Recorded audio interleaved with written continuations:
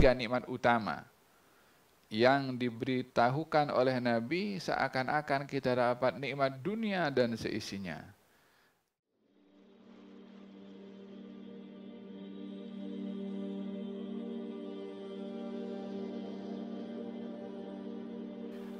Berhadapan dengan keadaan dan situasi yang sukar.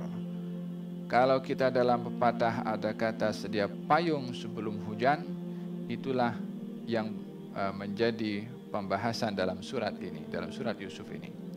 Yakni sebelum datangnya 7 tahun musim kemarau panjang, sudah ada persiapan di store Mesir menyimpan sekian banyak daripada makanan demi berhadapan dengan 7 tahun kemarau yang panjang. Jadi Nabi Yusuf memberitahukan, kamu hendaklah menanam tanaman selama 7 tahun. 7 tahun yang akan daripada sekarang ini sampai 7 ke hadapan, ia adalah merupakan 7 tahun yang subur. Silahkan kamu semua menanam sebanyak mungkin tanaman selama 7 tahun, mengambil peluang musim subur selama 7 tahun ini. Namun hasil daripada menuai selama 7 tahun ini bukan kita untuk memanfaatkan ikut suka kita. Justru menuai yang daripada hasil tanaman yang banyak karena musim subur, yang kita makan daripada hasil kita menuai sedikit saja. Katanya qalilan mimma ta'kulun, yakni illa qalilan mimma ta'kulun, sedikit saja kamu makan. Menuainya banyak, hasilnya banyak, namun yang dimakan sedikit. Cukup dapat untuk menjadi alas perut. Kenapa? Baki daripada makanan yang sudah dituai disimpan untuk digunakan di musim saat seorang menanam tak akan tumbuh tanaman. Di musim kemarau panjang dan tanah pun akan menjadi kering dan gersang. Bumi tidak lagi mendatangkan hasil apapun untuk rakyat. Dan pada saat itu mereka akan berada dalam kesukaran dan kebuluran, dan yang akan diperlukan dan dicari pada waktu itu bukan emas, bukan perak, bukan apa-apa perhiasan, melainkan sesuap makanan untuk dapat meneruskan perjalanan hidup.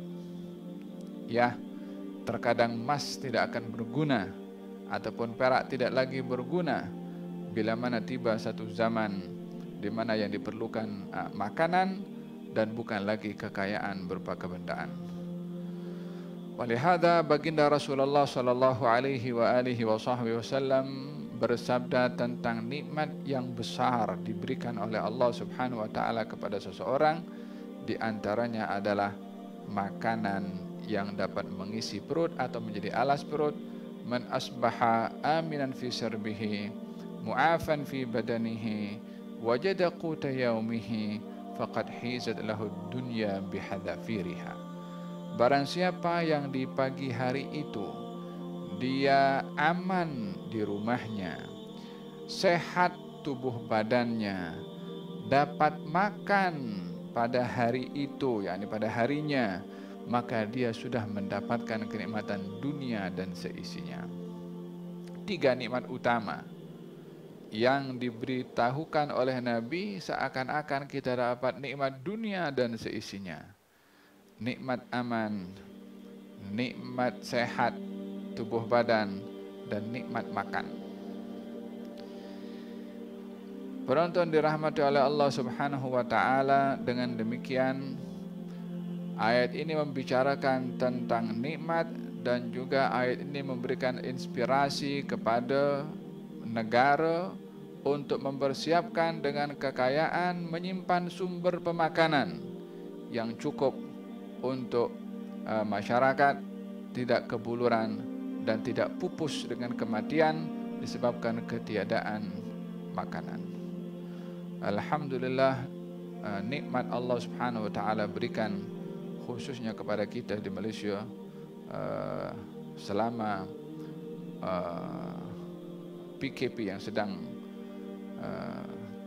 dilaksanakan beberapa waktu yang lalu dan sudah mendatangkan hasil yang harapan kita hasil ini akan semakin membaik di masa-masa akan datang insyaallah. Nikmat yang Allah berikan selama berada dalam keadaan perintah berkurung, masyarakat mendapatkan apa yang menjadi keperluan asas di rumah masing-masing, sehingga tidak didapati kelaparan dan boleh meneruskan hidup ini walaupun berhadapan dengan keadaan berada di dalam rumah dan tidak boleh keluar, namun keperluan asasnya terpenuhi dan kita sungguh sangat bernasib baik berbandingkan kepada beberapa kawasan, beberapa negara yang lain yang menghadapi kesukaran yang lebih berbandingkan kita. Falillahil hamdu wal minnah. Kita bersyukur kepada Allah Subhanahu wa taala atas nikmat yang diberikan oleh Allah kepada kita semua, khususnya rakyat Malaysia. Harapan kita moga-moga Allah Subhanahu wa taala beri hidayah kepada kita untuk sentiasa bersyukur kepada Allah Subhanahu wa taala, untuk ditambahkan nikmatnya oleh Allah Subhanahu wa taala.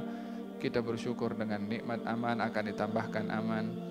Kita bersyukur kepada Allah dengan nikmat ridha akan ditambahkan ridha oleh Allah. Kita bersyukur dengan nikmat makanan akan diberi berkah oleh Allah Subhanahu wa taala. Kita bersyukur dengan segala keadaan akan ditambahkan keberkatannya oleh Allah Subhanahu wa taala. Wa id ta'adzana rabbukum la in syakartum la azidannakum wa la in kafartum inna adzabi lasyadid. Ketika Tuhan mengisytiharkan, kalau kamu bersyukur, kami akan tambahkan nikmatku padamu. Kalau kamu kufur, maka ketahuilah azab aku adalah amat pedih. Demikian firman Allah Subhanahu wa taala.